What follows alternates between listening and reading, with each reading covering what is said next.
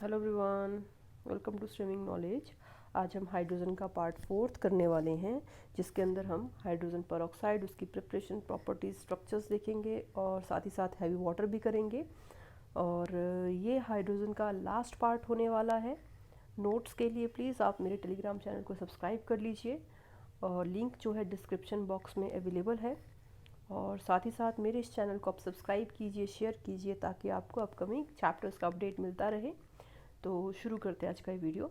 देखिए, सबसे पहली बात कि जो हाइड्रोजन पेरोक्साइड है बहुत ही ज़्यादा इंपॉर्टेंट केमिकल है।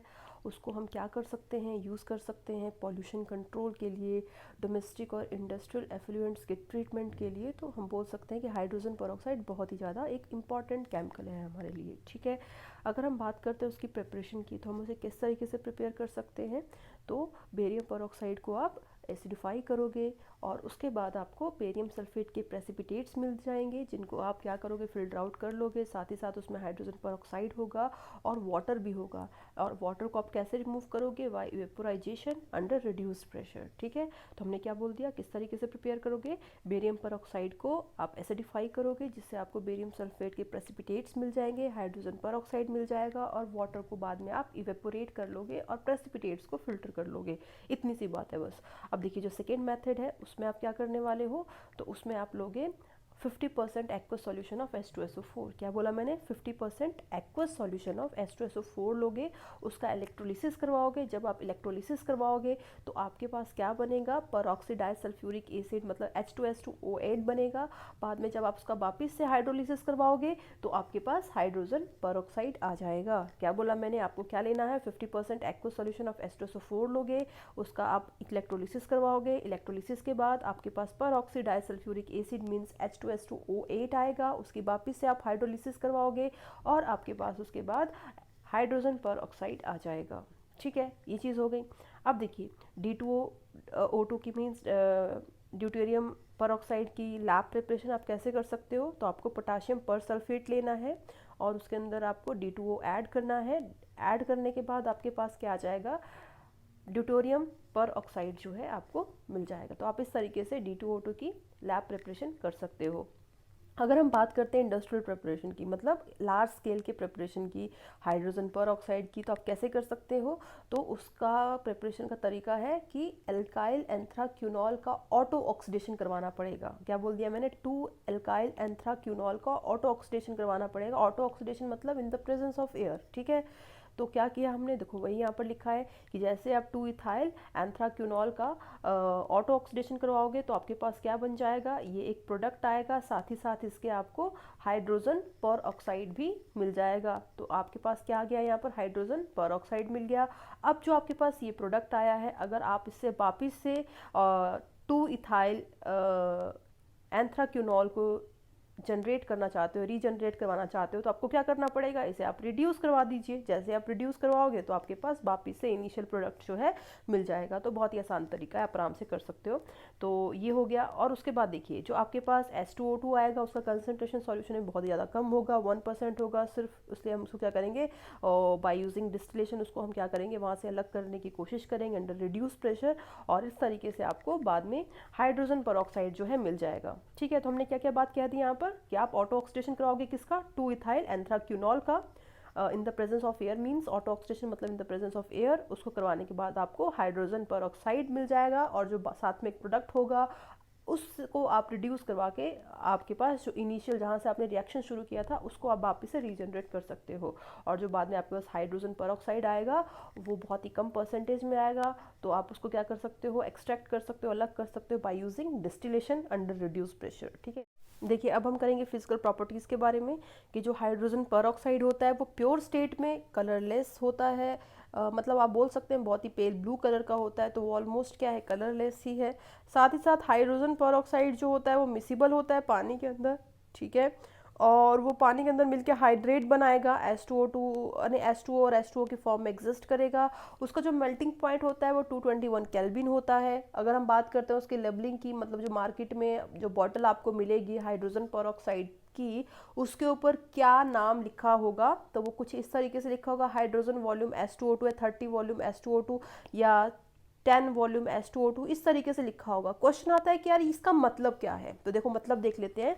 अगर सपोज करो बॉटल के ऊपर लिखा है, उसका लेबल के ऊपर लिखा है कि हाइड्रोजन वॉल्यूम ऑफ H2O2, तो इसका मतलब क्या हो जाएगा कि जो 1 लीटर ऑफ H2O2 है, जब उसको आप लाइट की प्रेजेंस में रखोगे तो वो क्या करेगा, वो 100 लीटर ऑफ ऑक्सीजन गैस को प्रोड्यूस कर देगा आफ्टर डिकम्पोजिशन। क्या बोल दिया मैंने, क्या बोल दिया, एक बार फिर से रिपीट करती हूँ मैंने बोल दिया कि जो 100 वॉल्यूम ऑफ H2O2 अगर बॉटल के ऊपर लिखा होगा तो उसका मतलब क्या हो जाएगा कि जो 1 लीटर ऑफ H2O2 है, जैसे ही आप उसको लाइट की प्रेजेंस में रखोगे तो वो क्या करेगा, 100 लीटर ऑफ ऑक्सीजन गैस जो है प्रोड्यूस कर देगा आफ्टर डिकम्पोजिशन। ठीक है, तो मतलब जब आपके पास 100 वॉल्यूम है तो उसमें आपको क्या गिवन है, क्या गिवन है, इसमें आपको ऑक्सीजन गैस का वॉल्यूम गिवन है, मतलब 100 लीटर ऑक्सीजन गैस का वॉल्यूम आपके पास गिवन है। तो देखो कर लेते हैं जरा, देखते हैं जरा कि कितना हमारे पास H2O2 का परसेंटेज स्ट्रेंथ आता है। तो देखिए H2O2 लीटर में हो गया यहाँ पर, तो उसको जैसे आपने लाइट की प्रेजेंस में लिखा, उसने ऑक्सीजन दे दिया प्लस वाटर प्रोड्यूस कर दिया, तो इसका स्टैंडर्ड वैल्यूज लिखते हैं, 68 ग्राम्स आ गया, यहाँ पर 22.7 लीटर्स आ गया। तो आपके पास जो गिवन वैल्यू है ऑक्सीजन की वो कितनी है, 100 लीटर्स है, राइट, एट STP। तो आपके पास जो H2O2 की वैल्यू कितनी आ जाएगी, हमने किया है स्टोइकियोमेट्रिक में, कैसे करते थे, इन दोनों को इनटू कर दो डिवाइडेड बाय दिस, ऐसे करते थे, तो कर दो यहाँ पर, तो 68 इंटू 100 अपॉन 22.7 कर लीजिए, तो आपके पास कितना आ जाएगा यहाँ पर 300 ग्राम्स आ जाएगा H2O2। इसका मतलब क्या हुआ, परसेंटेज स्ट्रेंथ आप फाइंड आउट कर सकते हैं, कैसे निकालेंगे कि 1 लीटर में कितना H2O2 होगा। तो देखो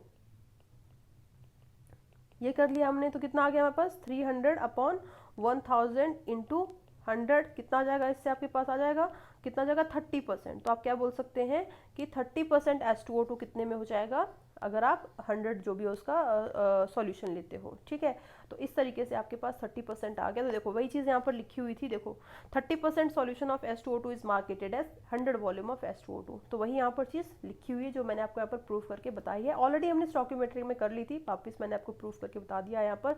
देखिए ये आप खुद से अटेम्प्ट करिए, calculate the strength of 10 volume solution of hydrogen पर ऑक्साइड। तो इसका मतलब यहाँ पर क्या हो गया कि जो 1 लीटर हाइड्रोजन पर ऑक्साइड होगा वो क्या करेगा, 10 litre of oxygen gas produce करेगा after decomposition in the presence of light, right. तो वही इस तरीके से आपको रिएक्शन लिखना है यहाँ पर। उसके बाद स्टैंडर्ड वैल्यू 68 ग्राम हो जाएगी, इसकी 22.7 लीटर हो जाएगा, तो 10 लीटर का कितना हो जाएगा, कैसे करेंगे हम लोग, इसको क्रॉस कर लीजिए, इंटू कर लीजिए डिवाइडेड बाय दिस, तो कितना आ जाएगा 68 इंटू 10 डिवाइडेड बाय 22.7। जब आप इसको सॉल्व करेंगे तो आपके पास कितना आ जाएगा 30 ग्राम्स आ जाएगा। और उसके बाद उसकी क्या कर लीजिए, परसेंटेज स्ट्रेंथ निकाल लीजिए, तो कैसे निकलेगी 30 अपॉन कितना आ जाएगा यहाँ पर 30 अपॉन 1000 इंटू 100 कर लीजिए, तो कितना आ जाएगा आपके पास, देखिए 3% आ जाएगा, 3% सॉल्यूशन, 3% ऑफ H2O2 सॉल्यूशन आपके पास आ जाएगा। ठीक है, तो उसी तरीके से आप ये वाला भी कर सकते हैं। अगली बात हम करने वाले हैं स्ट्रक्चर की। तो जो हाइड्रोजन पर ऑक्साइड होता है उसका स्ट्रक्चर कैसा होता है, तो वो ओपन बुक लाइक स्ट्रक्चर होता है, कुछ इस तरीके से होता है। साथ ही साथ वो गैस फेस और सॉलिड फेस में क्या होता है कि आप बोल सकते हैं कि जो ये एंगल होता है, डायहेड्रल एंगल होता है, वो वेरी करता है।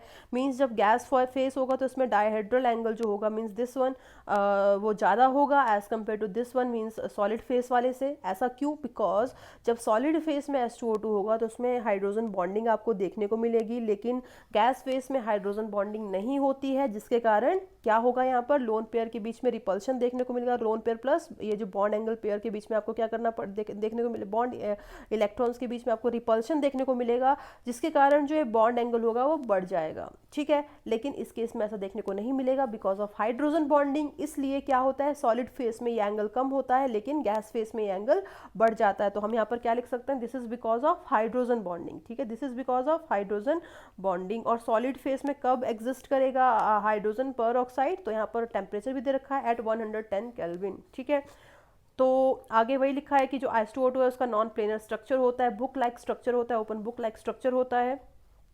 ठीक है, और जो मॉलिक्यूलर डायमेंशंस हैं गैस फेस और सॉलिड फेस में वो क्या है, अलग अलग हैं, दोनों यहाँ पर बता रखे हैं। ठीक है, ये चीज़ हो गई। थोड़ा सा आगे बढ़ते हैं हम लोग, केमिकल प्रॉपर्टीज़ के ऊपर चलते हैं।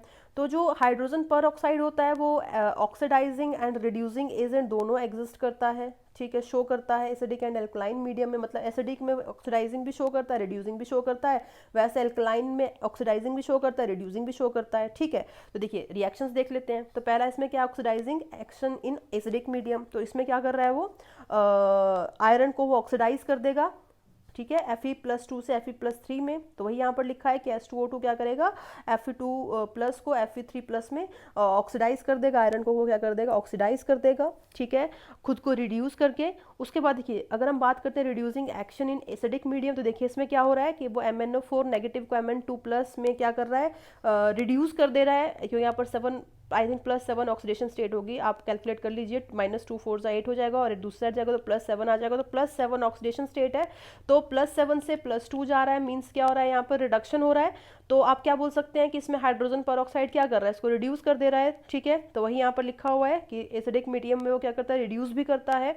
उसके बाद अगली चीज़ इसमें क्या है कि बेसिक मीडियम में वो क्या करेगा, ऑक्सीडाइज कर लेगा, ठीक है, बेसिक मीडियम में वो ऑक्सीडाइज करेगा, बेसिक मीडियम में वो रिड्यूस करेगा। तो उसका एग्जांपल देख लीजिए आप कि जब H2O2 को आप बेसिक मीडियम में लोगे तो क्या करेगा, वो Fe2+ को Fe3+ में चेंज कर देगा, ठीक है, यहाँ पर क्या है, बेसिक मीडियम है, ठीक है। उसके बाद अगला देखिए यहाँ पर कि साथ ही साथ बेसिक मीडियम में वो रिड्यूस भी करेगा, कैसे करेगा, तो देखिए 0 से -1 जा रहा है, यहाँ पर मीन्स रिडक्शन हो रही है, तो H2O2 क्या कर रहा है, बेसिक मीडियम में उसको I2 को I नेगेटिव में चेंज कर दे रहा है, मीन्स रिड्यूस कर दे रहा है। तो हम क्या देख पा रहे हैं यहाँ पर कि जो H2O2 है वो एसिड एंड बेसिक मीडियम में दोनों रिड्यूस और ऑक्सीडाइज दोनों करता है, ठीक है, ये चीज़ हो गई। अब अगर हम बात करते हैं स्टोरेज की, तो क्या होता है कि जो H2O2 होता है, अभी हमने क्या देखा कि जैसे आप उसको लाइट की प्रेजेंस में रखोगे तो वो क्या करेगा, डिकम्पोज हो जाएगा और ऑक्सीजन लिबरेट कर देगा विद वाटर, ठीक है, यही हमने देखा। लेकिन ये स्लो होता है, एक्सपोजर जब होगा लाइट का तो वो स्लो रिएक्शन शो करेगा, बट स्टिल डिकम्पोजिशन आपको देखने को मिलता है। अब अगर सपोज करो आपने क्या किया है, H2O2 को मेटल की बॉटल के अंदर या फिर ग्लास की बॉटल के अंदर अगर आपने उसको स्टोर करके रखा है, तो क्या करेगा कि जो मेटल या फिर ग्लास का जो बॉटल होगा वो उसको कैटलाइज कर देगा, ठीक है, क्योंकि ग्लास की बॉटल में क्या होंगे, एल्कलीज होंगे, तो वो क्या करेगा, उस रिएक्शन को कैटलाइज कर देगा, और जो ये डिकम्पोजिशन हो रहा था वो फास्ट हो जाएगा, समझ रहे हो बात। तो इसलिए हम क्या करते हैं, मेटल सरफेस और ग्लास कंटेनर को अवॉइड करते हैं, हम कैसा कंटेनर लेते हैं, ऐसा कंटेनर लेते हैं जिसमें वैक्स लाइनिंग होती है, ठीक है, वैक्स की लाइनिंग होती है, और या फिर प्लास्टिक वेसल लेते हैं, और उसको हमेशा कोशिश करते हैं डार्क में रखने की, क्योंकि लाइट में जैसे ही आएगा वो डिकम्पोजिशन शो कर देगा। साथ ही साथ स्टेबलाइज करने के लिए हम कई बार उसमें यूरिया भी ऐड करते हैं, यूरिया क्या करता है, एज अ स्टेबलाइजर एक्ट करता है, ठीक है। और हाँ, एक और चीज़, उसको हम डस्ट से भी दूर रखते हैं, क्योंकि डस्ट के अंदर कार्बन होता है, तो क्या होता है कि जैसे कार्बन H2O2 के साथ मतलब रिएक्ट करेगा, क्योंकि H2O2 में क्या है, ऑक्सीजन बाहर निकल रहा है लाइट की प्रेजेंस में, राइट, तो ऑक्सीजन जो है वो क्या हो जाएगा, कार्बन के लिए आप बोल सकते हैं कंबस्टिबल है, उसको जला देगा, मींस एक्सप्लोजन हो जाएगा, ठीक है, समझ रहे हो इस बात को। तो मैंने क्या बोल दिया, डस्ट के अंदर कार्बन होगा, कार्बन ऑक्सीजन के साथ जाते वो क्या करेगा, एक्सप्लोड कर जाएगा, डिकम्पोजिशन हो जाएगा, तो इसलिए हम क्या करते हैं, उसको डस्ट से दूर रखते हैं टू अवॉइड एक्सप्लोसिव डिकम्पोजिशन, ठीक है, ये चीज़ हो गई। उसके बाद देखिए अगर हम बात करते हैं इसके यूजेस की, तो जो हाइड्रोजन पर ऑक्साइड होता है वो हेयर को ब्लीच करने के काम आता है। आपने देखा ना कि लोगों के वो होते हैं, ब्राउन हेयर्स होते हैं या वाइट कलर के कुछ अलग हेयर होते हैं, वो डाई करवाते हैं, डाई नहीं बोलते उसको, ब्लीच बोलते हैं एक्चुअली, तो ब्लीचिंग के काम भी आता है। उसके बाद डिसइंफेक्टेंट की तरह आप काम कर सकते, यूज़ कर सकते हो उसको, एंटीसेप्टिक की तरह यूज़ कर सकते हो, और एंटीसेप्टिक के लिए उसको हम पर हाइड्रोल के नाम से बेचते हैं। उसके बाद अगली चीज़ कि उसको आप अलग अलग केमिकल्स के मैन्युफैक्चरिंग के लिए यूज़ कर सकते हो, सोडियम पर बोरेट, पर कार्बोनेट, इन सब के लिए आप यूज़ कर सकते हो। साथ ही साथ डिटर्जेंट की मैन्युफैक्चरिंग के लिए भी आप यूज़ कर सकते हो। उसके बाद हाइड्रोक्विनोन, टार्टरिक एसिड और बहुत सारे फार्मास्यूटिकल्स प्रोडक्ट के लिए भी आप उनके सिंथेसिस के लिए भी आप उसको यूज़ कर सकते हो। वो ब्लीचिंग एजेंट की तरह काम करता है, paper, pulp, leather industries, oil, सब में वो यूज़ कर सकते हो आप। तो उसके बहुत सारे यूजेस है। इवन अभी लास्ट में हमने देखा था, मतलब स्टार्टिंग में हमने देखा था कि जो हाइड्रोजन परऑक्साइड होता है उसे आप क्या कर सकते हो, पॉल्यूशन कंट्रोल के लिए भी यूज कर सकते हो। आप क्या कर सकते हो, जो डोमेस्टिक एंड इंडस्ट्रियल एफ्लुएंट्स होते हैं उनको आप ट्रीट कर सकते हो बाय यूजिंग हाइड्रोजन परऑक्साइड। तो हम क्या बोल सकते हैं कि हाइड्रोजन परऑक्साइड के बहुत सारे फायदे हैं, बहुत ही ज़्यादा यूजफुल है, ठीक है। और लास्ट इसमें हमारे पास है हैवी वाटर, जिसको हम D2O के नाम से जानते हैं।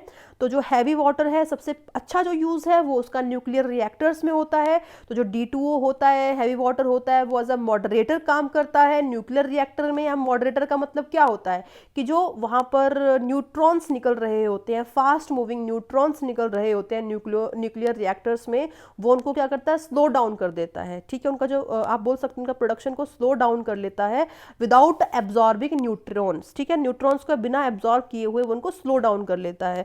तो इसलिए हम क्या बोल सकते हैं कि जो हैवी वाटर है या D2O है वो क्या है, एज अ मॉडरेटर यूज होता है न्यूक्लियर रिएक्टर्स में। साथ ही साथ जब आप रिएक्शन मैकेनिज्म पढ़ोगे केमिस्ट्री के अंदर, ऑर्गेनिक केमिस्ट्री के अंदर, तो आप उसमें क्या देखोगे कि आप क्या करते हो, रेट ऑफ रिएक्शन को चेक करने के लिए आप क्या करते हो, D2O या फिर ड्यूटेरियम का यूज करते हो। तो वही लिखा है, in exchange reaction for the study of reaction mechanism में भी D2O का यूज किया जाता है।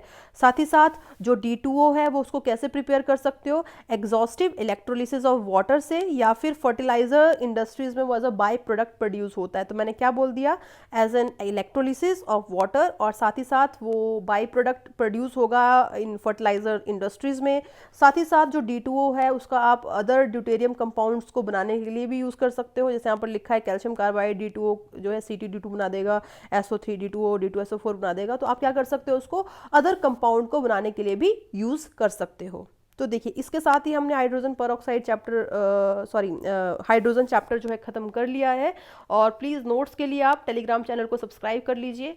और बस हम आज इतना ही करेंगे।